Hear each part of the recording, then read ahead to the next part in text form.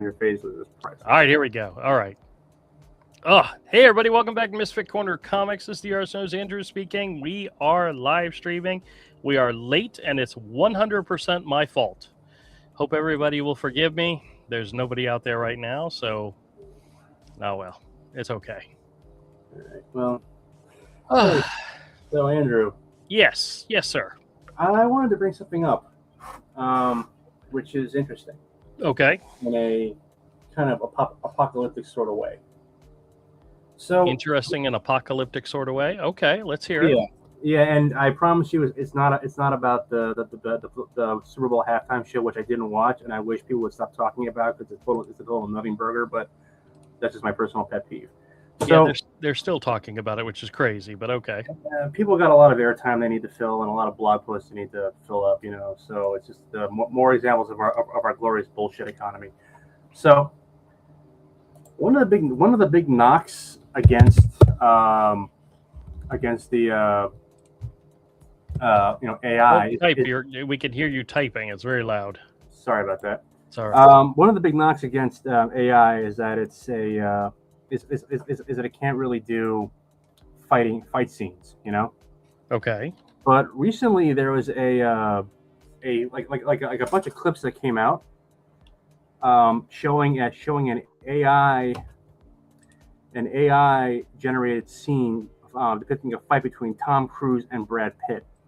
I've heard of this. I have not seen it, but I've heard of it. And it was done using a brand new Chinese AI service. Okay. And it just required one or two lines of instructions, and that's it. And now there's videos of of Tom Cruise fighting Brad Pitt, Tom Cruise fighting robots, Brad Pitt fighting zombies, et cetera, et cetera. And apparently there's Hollywood is freaking out about this because apparently by the way things are going, by the end of this year, it will be possible for someone to generate a cinema level movie on their laptop using AI without having to go through the studios and all that. And someone made a point that the technology is there. It just requires someone with actual storytelling instincts to use it. So, as someone who is among the few people I know who still watches movies in theaters, what do you think? I remember when I thought this, I thought to myself, yeah, this is something that I want Andrew's take on because it will be scintillating. Well, from what I understand, you can only create very short clips now. You're not going to make an entire 2-hour movie using AI. And the scene to scene, they have not perfected the whole, making it all work. So I'm sure it's going to be a while, but I wouldn't be surprised if movies that are coming out in the next few years have scenes that are generated from AI. It would not surprise me at all. But a completely generated AI movie, I don't think that's going to happen anytime soon. I mean, maybe we're rushing towards it. Maybe it's going to happen sooner than we think. But I don't.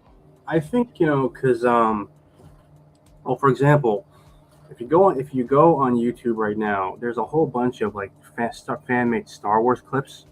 Yeah. And I've been watching those. The early ones are pretty janky. The ones that are coming out more recently are actually really well done, and they're getting longer and longer. So, for example, they originally maybe 30 seconds to a minute. Right. 9 minutes. So, I think it's going to happen, and it's going to do to, I guess, to the movies what self-publishing did to the publishing industry, which is that it's going to democratize it, and that's going to be for good and for bad, because the good side of self-publishing is that everyone can write a book. The bad side of self-publishing, everyone can write a book. Right. I mean, anybody can write, but it's to actually write well is something that takes a lot of time and effort. Same thing with making a movie or a TV show. Anybody can punch in commands into an AI and generate something. But to do it in a way that actually is compelling and keeps people watching, that's actually a good story. I think Sturgeon's law is going to kick in, which is like something. I think it's like 98% of everything is crap. So people talk about slop. Well, yeah, there's going to be a lot of slop, but I think there's also going to be some really rare gems. And the trick is going to be to figure out how to separate the wheat from the chaff, as it were.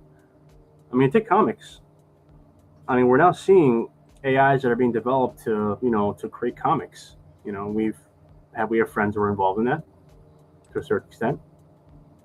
So right now, if you wanted to draw a comic or even a manga the old-fashioned way, it required years of practice and dedication and sacrifice. But now, so even someone who wanted to like make a comic book, but didn't have the skills and didn't have the money to find an artist who was able to translate his ideas into like actual drawings, was stuck. I mean, like Chris Claremont was one of the best writers of comic books I've ever had, but he couldn't draw. He couldn't draw to save his life. Yeah. Hey, Todd. Hello. But imagine if an AI comes along, which allows you to like literally just punch in a few commands, and boom, you've got a comic book, that's on the same level as something that was drawn by, I don't know, Liefeld, Lee, McFarlane, whoever. So it's the same thing with AI movies. The gates are going to be opened. There's no more. The gatekeepers aren't going to have any real power anymore, because the powers that they had, which was basically money and budgeting, is going to be rendered meaningless. Well, honestly, I think AI generating videos right now are good for short form video creation, and Todd can confirm that. I think you can make short clips, short videos. You're not going to make a 2-hour long movie. Not yet. Not now. We're getting there, though. I mean, maybe we're getting there, but I mean, like I said, Todd, he had asked if I thought they were going to use AI in movies, and I definitely see AI being used in movies, but not like there may be a movie where clips are generated in AI or done with AI, but you're not going to see an entire movie. You're going to first see AI used as special effects to save on the special effects, the backgrounds. I think just from the models that launched like last week, they're perfect now. They're perfect. I would say that when you see a movie, that you'll probably see a movie come out this year from an independent studio that is all AI. I think by next year, the big studios, maybe even by the end of this year, you will see short films. It'll start to move into feature length. There are a bunch of teams right now working on feature length films, 100%. Yeah. I mentioned, because what I mentioned was is that video clip we're doing the rounds of where they generated Brad Pitt and Tom Cruise fighting each other. Yes, yeah, that was awesome. Yeah, and from what I read, that's actually caused a bit of a stir in filmmaking circles, because one of the problems AI has, and by the way, I've experienced this myself using Midjourney, is that it's not very good at generating combat. It always looks weird, but that looked perfect. And is that a Sapporo? The beer, or is that a beer? No, it's a White Claw. Oh, okay, never mind. You're such a white guy. I asked Ayla this evening, Todd. I asked Ayla this evening because she was saying that she had just finished up something that she had taken from my father's birthday last year. I asked her, I said, did you finish all the alcohol from your wedding? Mm-hmm. And she said they still haven't. If they had finished all the alcohol from their wedding, I would be very worried for them. Yeah, and their 2-year anniversary is in 2 months. It should take them decades. You should hope it takes them decades, because that was I'm slowly working on fit all the alcohol in your car. Yeah, I know. All the alcohol we gave away. You remember you took a case. I did. Yeah. Some of the other guys took a case. So it was great. Yeah. But anyway, so what I was saying, Andrew, is that the point I was trying to make is that, like, with AI movies, AI generated comic books, it's like with self-publishing. Anybody can do it, which means that anybody can do it, but not everyone can do it well. So I think I'm not worried. I'm really not worried about it. Hey, MK. I'm just wondering if there's gonna have to be someone's gonna have to set up a new kind of. I think the golden age of the critic is going to come back hard, because there's going to have to be a way to separate all the all the Right. wheat from the chaff, as it were. Yeah, I think MK actually has a good point. He says Hold on AI a second. helps. Let me bring it up because I was getting ready to do it. I just had to wait for Zach to stop talking. I'm sorry. We waited for an hour for you, so And I told you all yesterday I was going to be late. The fact that Yeah. none of you paid attention to You a didn't- word you I didn't said, tell. Now wait, you didn't tell Doc, did you? Doc wasn't there. I know. I told the people who I thought would be on the stream. And that was you guys. Get on with the question. MK says AI helping storytellers get things out of their heads where they don't have the skills that some others were blessed with. Kind of no issue with that. Yeah, and I think here's what's interesting. If your idea is shit, it's going to be shit in AI too. You know. Well, here's the thing that's interesting is that, Andrew just kind of made my point, but I'll say it a little differently. And that Go ahead. That is like AI. Saying it's a tool is kind of limiting it to what it can do. But in this context, it is a tool in the toolbox. Like, just because you have the right tools doesn't mean you have the experience on how to wield them. Right. So I saw someone saying, like, there's a couple, some of the new AIs like Cdance and some of the other ones, or Cdream, are like, will start to do cuts. Like, you can render for like 15 seconds and you can actually say, cut to this, cut to that, or just tell it what to do. And it will create perfect directorial cuts for you. It's phenomenal. And so people are like, oh my God, now I can direct. Well, that's one, you could have directed last week, but like, fine, it allows them to direct, but then you look at what they make and you realize that because they've never directed before, because they don't have the experience of actually making finished pieces before, it's clunky. It's professional almost, right? Because they don't have the skill set there. And so it's just like, I'll give another point. Like, a friend of mine, and I'm not going to mention any names. Well, before you do that, could I just acknowledge Richard's in the chat too? Of course. Richard's here. Hey, Richard says, good Richard. evening, gentlemen. I have no artificial intelligence. I have natural stupidity. That's great. That needs to be put on a T-shirt. That is, yes. So you were saying about your friend, Yeah, a who story will be nameless. Because it's someone you know. Oh, really? Yeah. Can I guess? I'm just kidding. No. It's not in our group, but like, he recently he worked at a place kind of like the normal trajectory, kind of like the path you had, Andrew, where like he worked at a company for a very long time and Sure. had a great time, loved it, whatever, but that time has come to its end. And he is sort of like, kind of like in that now what do I do stage, like, oh, I have to get another job, but I've been doing this thing for so long, I got to figure out how to transfer it. But now what he doesn't understand is that AI is wiping that whole, everywhere he could possibly go, AI is wiping out, right? It is taking over that path. Yeah, you go, you're good. Just, keep talking. I'll be right back. You're fine. So the problem is that it's taking over everything. So it's sort of like he's going to go out and look for a job, yet what he really needs to do is like tomorrow start to master AI tools, right? And really start to go after it. I'll wait till this guy puts his headphones back on. There you go. So basically what I was saying is because AI is taking over, what he really needs to do is like hop on AI tomorrow and master it, because but he's not going to do that. But the problem is like, when he asked like, oh, well, what should I do? I didn't have a good answer, because he doesn't have the skill set to start a business. He doesn't have the skill set to kind of go off and be a freelancer or somebody out there, because he hasn't done it ever. Like, right. I mean, like, he did it, but he did it like, 30 years ago or whatever it was. So it was like this. Not only is the market different, but the expectation is different. So how is he going to compete when you've got someone like me, and not saying that I'm the best in the world, but just from a different, like a polar opposite side, right? How is he going to compete with somebody who's out there, who's been independent for 30 years, who's been doing all the stuff, right? And is like programming AI and building tools and learning this new skill sets and all that kind of stuff.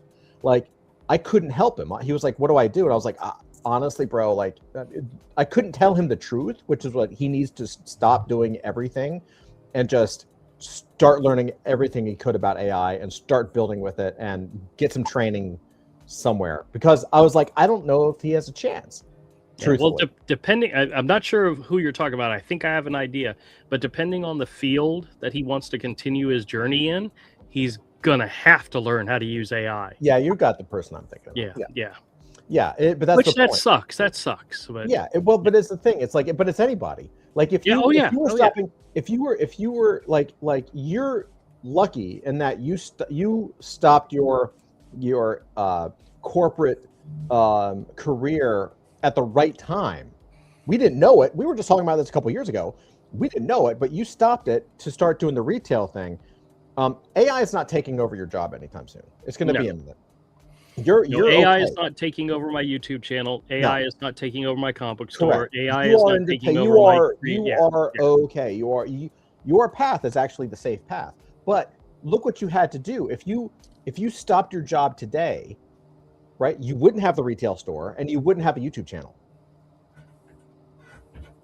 Right? Most people, let's just say most people have a day job and they're not also posting videos for 10 years on a daily basis on YouTube, just trying to figure it out. My situation is slightly different because of the fact I was doing the weekend retail store. I was doing the daily YouTube videos. I had pushed my book aside and put it on the back burner, and I was working a full-time job. Right. I held off on the full-time. I retired from the full-time job, yeah. But I had a family situation.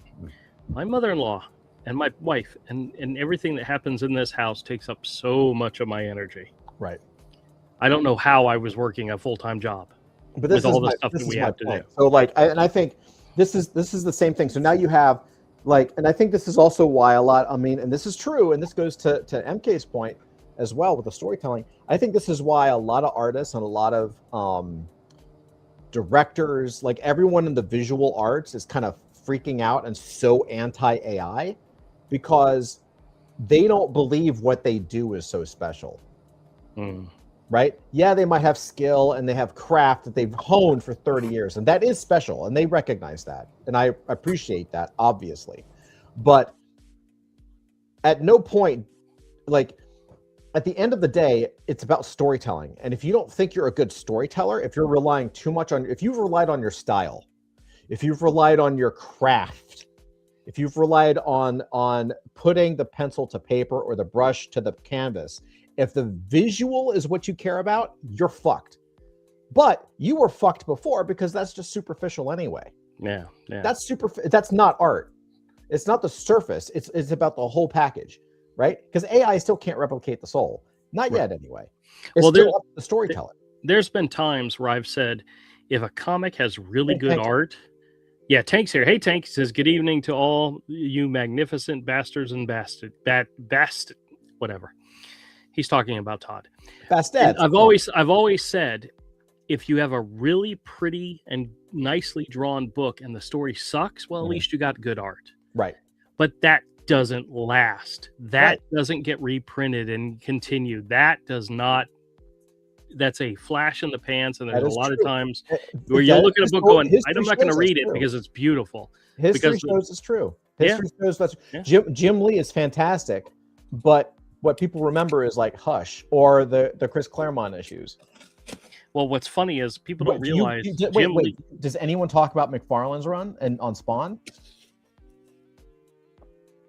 Sure. The initial run, yeah. How many times have you gone back to the initial 12 issues and really look at them? Those are the only ones I care about. Later issues, I have lots and lots of those issues in my store, and I could really care less about them. You know?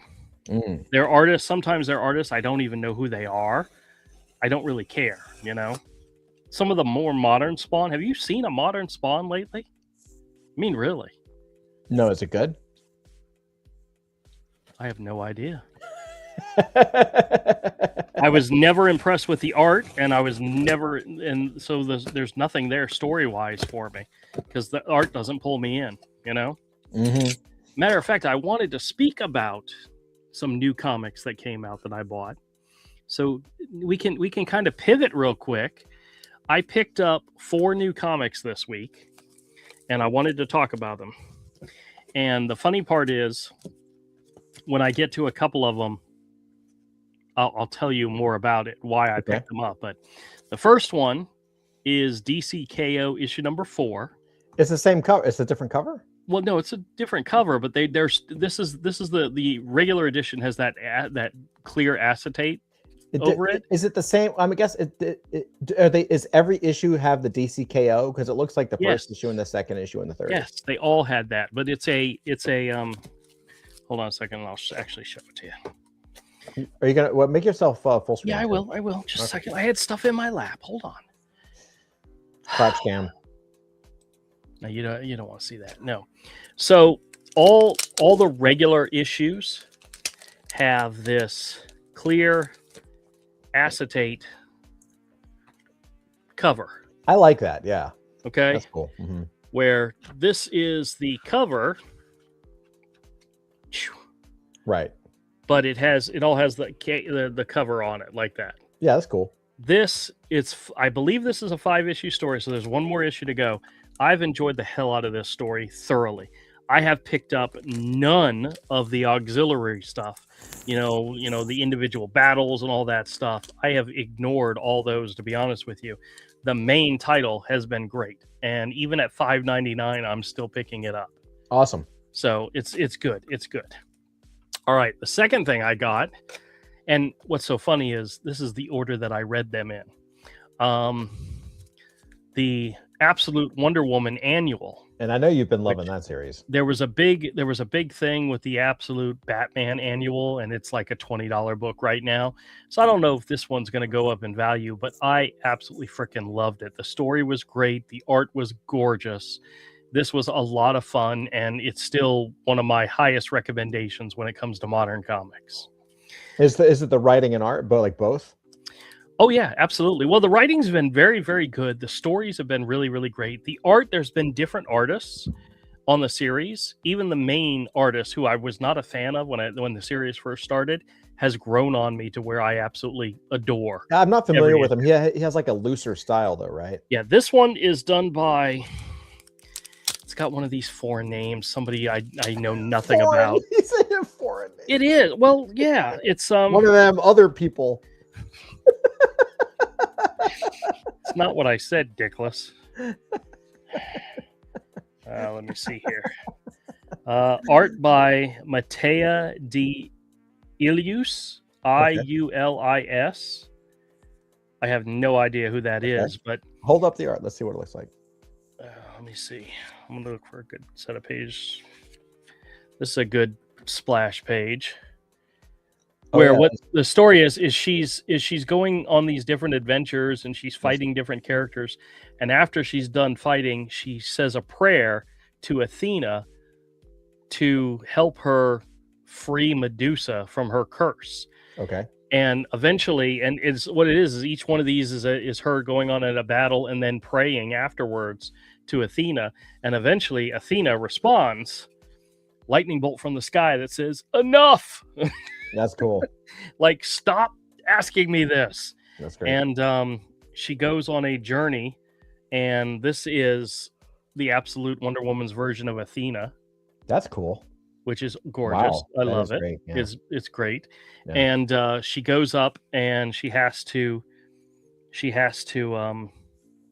free Medusa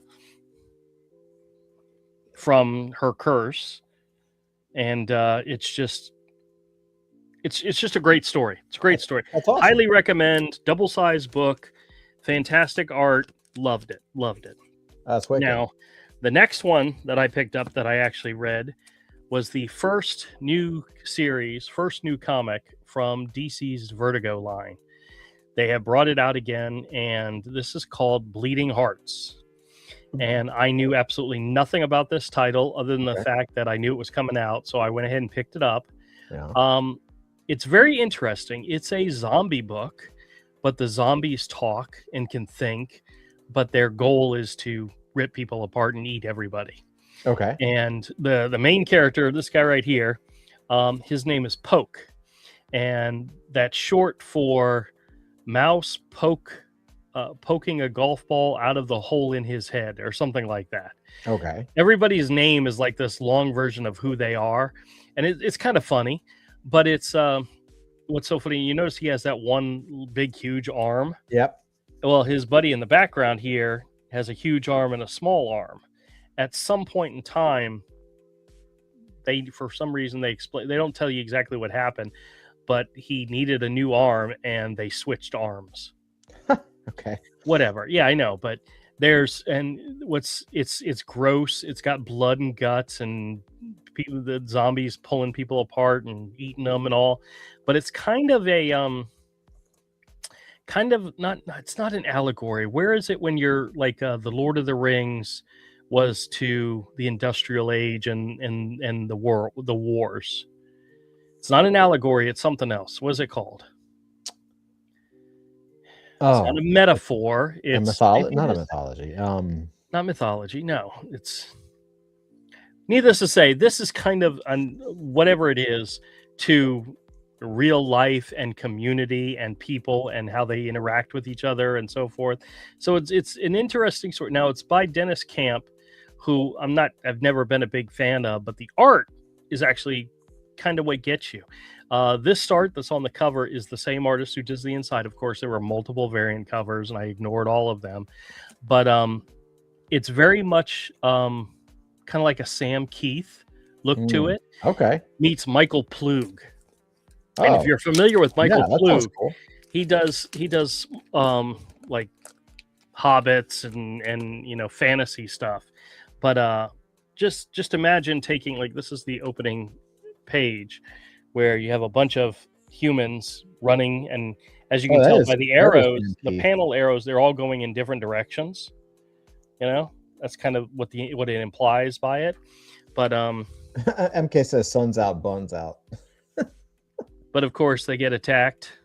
It's awesome looking. Wow. So it's got a Sam Keith view to it. It does have a Sam Keith kind of vibe. Yeah, that's cool. Yeah. That looks great. So well, the story is interesting, but I may pick up the next issue just to see where it goes.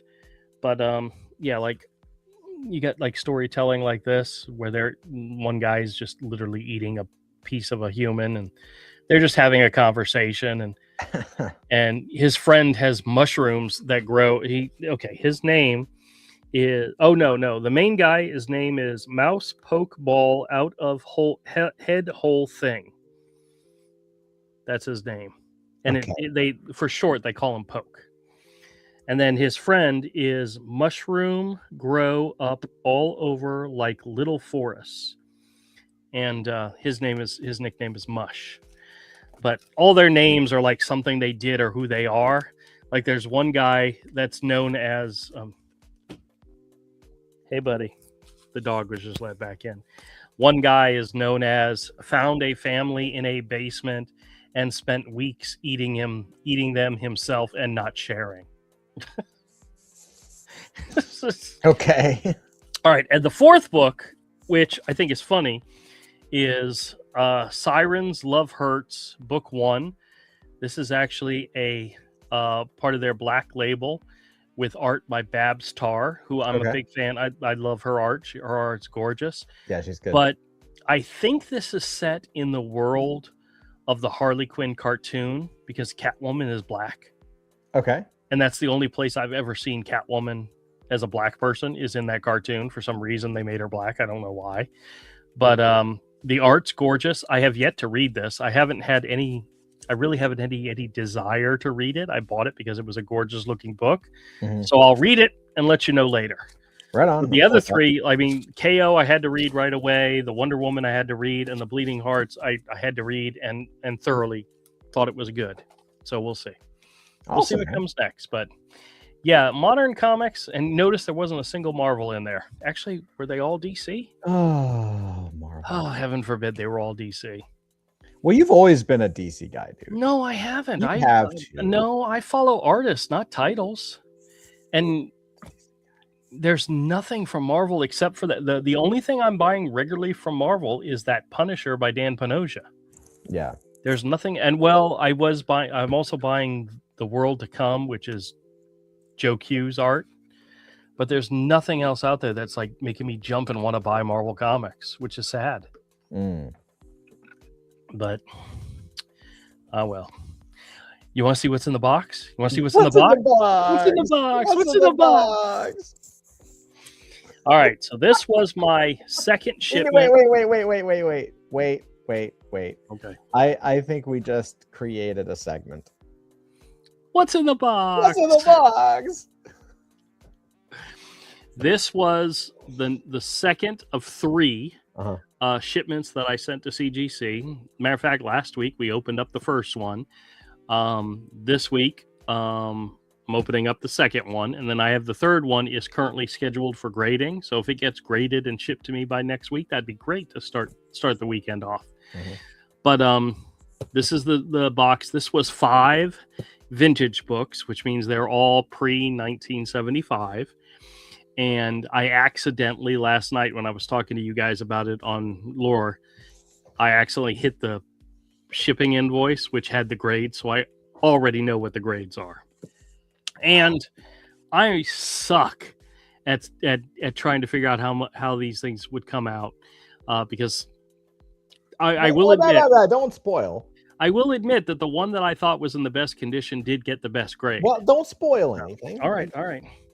Well, here's my invoice, of course. Did they include yes, and yeah. I don't know if that's standard now or not. You got to put yourself full screen again, bud. Oh, yeah. Hold on.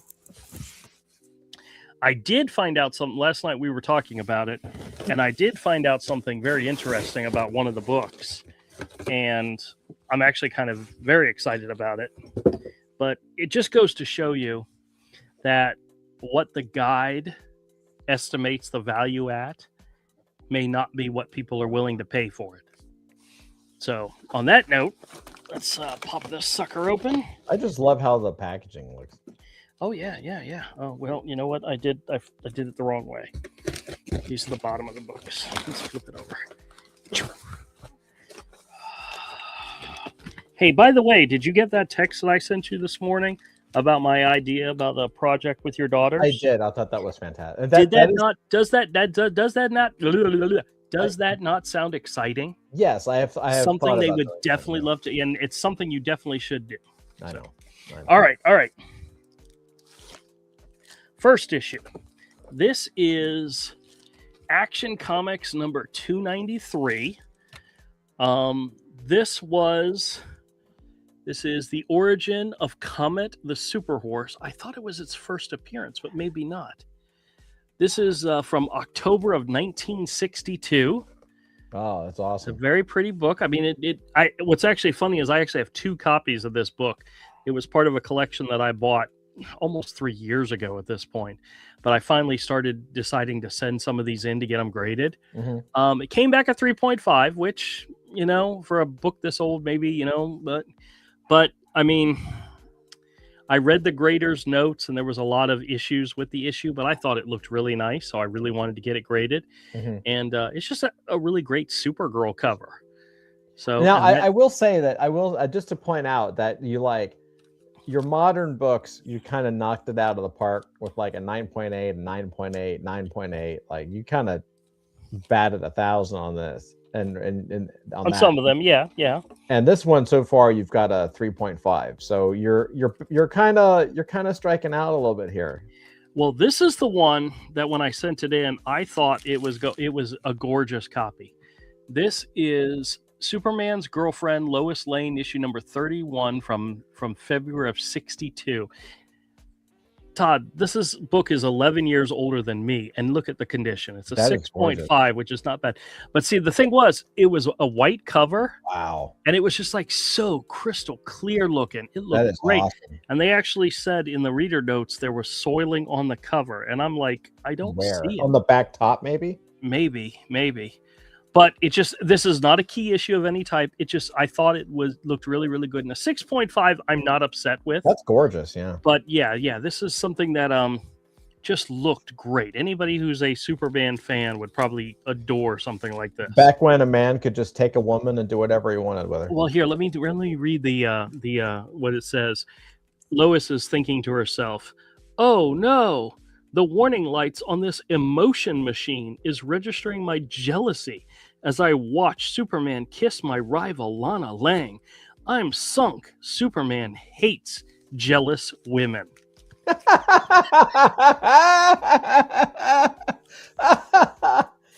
That's when a man could be super. That's right. Yeah, well, this is definitely during a time when there were actually comics for girls that were like that. Okay. Yeah.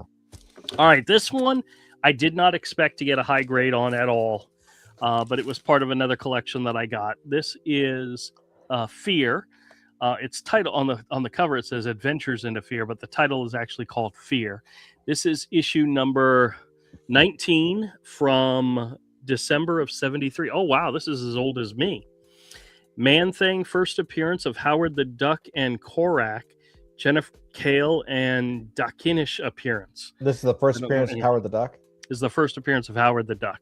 Now, this did get a low grade, a 3.5, but I kind of expected that. I mean, look at it's got a cover roll. Yeah. And you can see the disconnecting of the staples and all. But in all honesty, I was like, this is a key issue. I want to get it graded anyway. I'm probably not going to come across a better grade or a higher copy for, so. But the cool thing is the Action Comics and the Lois Lane were from a collection that I've already made my money back off on a while ago. So my investment in those two books is just the grading. So same thing with this book and the next book. These were ones that I bought in a collection, and the collection has already paid for itself. Mm-hmm. Meaning these were my only investment in these was the grading. So this one in this low grade, maybe an $85 book. Okay. So, yeah. But somebody might be interested in it, might be willing to pay me more, but we'll see. This one I was actually surprised at. This is also another one that came from that same collection. And a lot of these comics were really beat up and not in the greatest condition, but I was willing to give them a try because of some of the significance. Oh, look at that. Look how this cool is Strange Tales issue number 169. It is the origin and first appearance of Brother Voodoo. It's the first issue Strange Tales since May of 68. And this was September of 73. And you might find the cover is by John Romita. The story was by Len Wein, and guess who did the art? I have no idea. Gene Colan. Oh my God! Did the art for Brother Voodoo? Dude, that cover is awesome. Well, you can see it's got a roll and so forth. And I mean, these comics weren't treated very nicely. No. I did my best to press them before I sent them in, but in this case, does that not look gorgeous? I would get that. I want that. You know what I mean? Well, like the 4.5 grade for this book, guide wise, puts it at around $280. Really? It's still a valuable book because of its keenness, because of it's the first appearance of a major character. So not Brother Voodoo is a major character. How is Brother Voodoo a bigger character than Howard the Duck? I don't know. But then again, we get into other key major issues. Okay. This one is from a collection that I paid some really good money on. I have not made back my money on the collection yet. So this is one that I wanted to get graded just simply because of what it is. This is probably the one issue from the collection that was worth buying. This is Batman number 189 from February of 67. It is the first Silver Age appearance of the Scarecrow, Jonathan Crane. Oh, look at that. Now, I remember you showing us this, at least a copy of this. Yes. It was this copy. I only ever had one of this. You had one? Yeah, but this one, such a good cover. This one came back a 5, That's which, good. What's really sad? I went to take this book out to show it to somebody, and the cover, the tape from the bag stuck to the cover. And when I pulled it away, it took pieces of the cover with it. And I'll actually show you where. Right there where Batman's face is. Oh, God. So that was probably like a 6.0 and he dropped it a grade. There was absolutely nothing I could do about it, and I felt so sick to my stomach. But here's the funny thing. No, wait, I have a question about grading. Sure, You go first. Finish up. Well, what I was going to say is this book guides in the comicpriceguide.com 5.0, being it's still a significant issue, guides for $175. Okay, that was a question. Yeah. But when I went on eBay, I went looking to see what people had paid. Somebody purchased this book in a 5.0 in January of this year for $450. Holy crap. Which means I am not letting this go for $175. Right. There were like 4.0s and 4.5s that were selling for $300-$400. Wow. So this one still has significant value to it. And Scarecrow is a top tier character. I mean, he's yes, that was one of the reasons why I wanted it graded. But a 5.0 actually came out pretty damn good. It could have been better, and it should have been. I was just an idiot. I was an idiot, and sometimes that's life. Now, this is my question. When Okay. you send these books in, you send them with the tape on the back, right? Like in Mylar In bags and boards. bags and boards. Yeah. What happens if the people who are like taking them out of the bag and board get the tapes? What if it happens there? Do they? I'm absolutely certain that they are aware of that and don't screw that up. But it's going to happen. I mean, we're masters at this. We do it all day, every day, and I still, at once in a blue moon, have the tape hit the cover, and I'm like, fuck. Yeah. Well, they are insured, but you'd have to prove that the condition you sent it in is different from the condition you get it back in. There's like somebody, like the job you don't want is like Action Comics #1, where there's like a lot of tape on the bag and board or something. Well, I had one of my customers had bought a graded copy of Amazing Spider-Man issue #2. And it was a 2.5, but it was in a really old case, it wasn't CGCS, it was somebody else. And I told him, I said, this is a really flimsy graded case. I would highly recommend sending it into CGC, getting it recased, getting it regraded, because you want it to be the best possible, right? Yeah. And he says, he was scared to death about putting it in the mail. I says, well, then don't. Drive down to Tampa and drop it off in person. Yeah. Contact them ahead of time. Make sure they still do that, because they stopped doing it during COVID, but I believe they still do it today, where you could actually drive down. Well, if I had an Action Comics #1 or a Detective Comics #1, or an Amazing Spider-Man #2, I'm not sending that in the mail. No.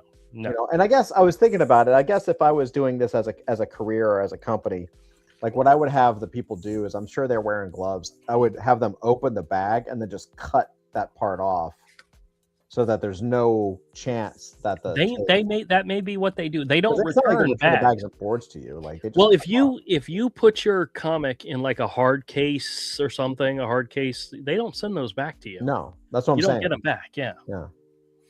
So, you want to see the next 5 I'm sending in? Yeah, of course. I've already showed you 4 of them before. Well, wait, you gotta go full screen. These are 4 of these are for my buddy, and I was going to send them off today, but I ran behind, didn't get a chance to do it. The first one is the Creature #1 from Dell. He's a big, huge fan of the Creature from the Black Lagoon, and this one, it's not in great condition. It's beat up, but for him, he just wants to have it graded. That's going to look great. Yeah, it is. It's going to look great.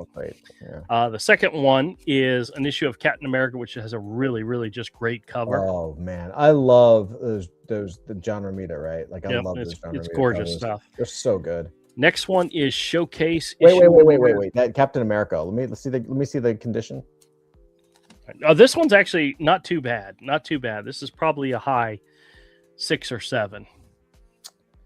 Maybe even a little bit higher. So we'll see. Look how bright those colors are, man. I know. It's great. Wow. It's very nice. It's very pretty. This is Showcase issue #37. This is the first appearance of the Metal Men. Yeah. And if it was in near mint condition, it would be $1,000 book. It's not. I mean, the spine is all chipped up and ninged up. But once again, it is a key first appearance, and sometimes you don't care what the grade is. You just want it great. That way you can keep it and love it and keep it forever. This one is Marvel Superheroes Presents Doctor Doom, issue #20. This one is gorgeous. That I remember that's showing you this one. Yeah. gorgeous. Yeah. Yeah. Whoever he bought it from had 160 on it, but I know he told me he got it for less than that. So, but it's just so nice and That, crystal clear. I might buy that one off of you. I don't know. Don't know anything about the cover. That's one that he's putting. That's for his collection. Now this one is for me. Fuckers. This is Conan the Barbarian, number 24, the first cover appearance of Red Sonja. Yeah. I don't know what kind of grade this is going to come back, but this one is for me. Yeah. And I may be just sending it in just to put it on my shelf, but then again, I may be putting it in the store. I don't know yet, but those are the next 5 that are going out. But I have a whole stack of potentials that are more modern stuff. I'll show them real quick to you because I was going through my to be graded Star Wars box. Mm-hmm. This is Star Wars Jedi versus Sith number 1. It's the first appearance of a couple of major characters. It's like a $200 book. Mm-hmm. This is one that's a $100 book. This is Star Wars Episode 1, The Phantom Menace number 3, the first appearance of Darth Maul. I already had a copy of this graded and gave it to Michael, but I ended up getting another copy. So okay. What's that one worth? First appearance of Maul. It's about $100, $100 book. Yeah. This is Star Wars Heir to the Empire number 1. This is the first appearance of Thrawn. Mm. So, and it's a nice big little chunk. This is Peter Parker's Spectacular Spider-Man number 64, first appearance of Cloak and Dagger.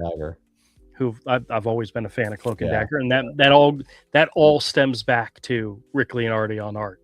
Yeah, you know, there's these 3 issues of The Goon from Avatar Press, issues 1, 2, and 3. Yeah, those are worth a pretty penny. Yeah, so those may be going off. This is a book that I picked up last week because it looked cute and I wanted to see what it was about. And all of a sudden it's blowing up crazily. This is Dork number 1. Okay. And I don't know what's happening with it, but my buddy who resells stuff has his copy up for like $59.99 or something like that. Why? I don't know. And I went to one of the websites, Cover Price, and of their top 10, like 6 of their top 10 was this issue and the alternate covers. What? Yeah, I know. And this was like, they listed this one for like $110. It literally came out 2 weeks ago. What? Yeah, I know nothing. I don't have any idea. And then another one that I may possibly get graded is Retroactive Man number 1. Just because it's a glow in the dark issue. It's it's a $50 book, but because it's a Simpson property and Simpsons are still popular when it comes to comics, it might be worth getting graded just to, make some money off it. Now you got me curious about this Dork book. Yeah, he's half dwarf, half orc. He goes by Dork. Well, it's a great title. Well, it's very much in the realm of I Hate Fairyland from Scotty Young. Yeah, it's violent and got blood and guts and like that, but the story is very much in that realm. People may be thinking it's the next I Hate Fairyland, which is very popular, but only like the first issue is really worth anything. So we'll have to see. Maybe that's why then. Maybe it's like a first issue chaser. MK says, "What's that worth? Which one? Which one?" That one. He says, "I have that one. Poor quality." Which one? Which one? You have to remember, Andrew's retarded and slow. I'm not disputing that at all. So my daughter she's been making some prints, custom doing some linoleum prints. Well, she did a bunch of prints on some cloth bags. And my sister said, "Ooh, can I have a couple?" So she gave her a couple. Well, my sister was taking a class on, it's like they do different crafts and all. And what she did is she cut out the image from the bag, used it as it wasn't a quilt piece, but they sewed it onto. Wait. MK says, oh snap, should I get it slabbed regardless? Which one? We don't know what you're talking about. Which one? I think he's teasing us. Yeah, probably. But But she turned it into a cloth bag where there's a zipper in it, and it's for papers where you can put papers into it, and then it folds because it's cloth, but the outside is plastic, and she turned it into this gorgeous carrying case for like papers and all. And I was like, that's freaking awesome. So she and my daughter are talking about doing custom ones. So, oh, nice. Yeah. Yeah. Maybe even selling them on eBay like she's selling the rest of her stuff. So yeah, my youngest is into comics. She's drawing comics. I gave them good. I tell you, I gave them I went through over here off screen. I have all my comics and toys that I've designed and all this stuff over here now on the shelf. Sure. And I organized, and I've told you the story, but I've organized all my comics by artist name. So I've got Jim Lee and then Rob Liefeld. Like I've got the whole thing set up. And of course, I realized that I had like 2 short boxes full of duplicates. So I took the duplicates of my favorite, because if they're duplicates, it means I love the book, right? I've bought it more than once. Like I've got the Fantastic Four trilogy in there. I've got like the Cable, the John Romita Jr. Cable 2-issue series. I've got like 4 of those. I've got a duplicate set of the entire John Romita Jr. Punisher Warzone run. Well, those are good. Those are good. Fantastic. Yeah. Yeah. So I've got that. But I made a duplicate box for the kids. So now they have a full box of. You're not giving them Punisher Warzone, are you? Yeah, they've got Deadman. They've got a bunch of stuff. They love it. Eva really likes it. She was reading Doctor Doom and Green Lantern, and she really dug it. Doctor Doom and Green Lantern, or different books. Different books. Okay. I was about ready to say I don't think Doctor Doom's ever met Green Lantern. So. Yeah. My youngest loves it. So. Well, very good. Hopefully that will inspire her to do some art, because I'm looking forward to seeing some custom-made comics when I come up in a few months. Hey guys, before we go, can I show you something real quick? No, we're out of time, Zach. Yeah, Zach. Go ahead. Just pull it up. Go ahead. Show us what you got to show us. Hey, look at that. Hold on a second. Oh, look at that. Now, wait a minute. Are those two different books? Yeah. Unfortunately, no one's. All right. Anyway, so here's number 1. Yeah. And here's number 2. That's awesome. Number 3 is coming out this Tuesday, and number 4 is coming out the week after that. And I'm currently working on number 6. Only problem is for some reason Amazon self-pubbing won't allow, can't print anything on the spine if they're this narrow. Oh, really? Wow. Okay. Yeah. So they have to be, I don't know. If you line them up, I guess line up in order. They look great, dude. That looks fantastic. Well, how do you feel? I feel great. Of course, and here's the funny thing. I haven't even begun advertising it yet, and they're already selling. Not much. I mean, I sold like maybe like 1 or 2 a day, but dude, 1 or 2 a day is excellent.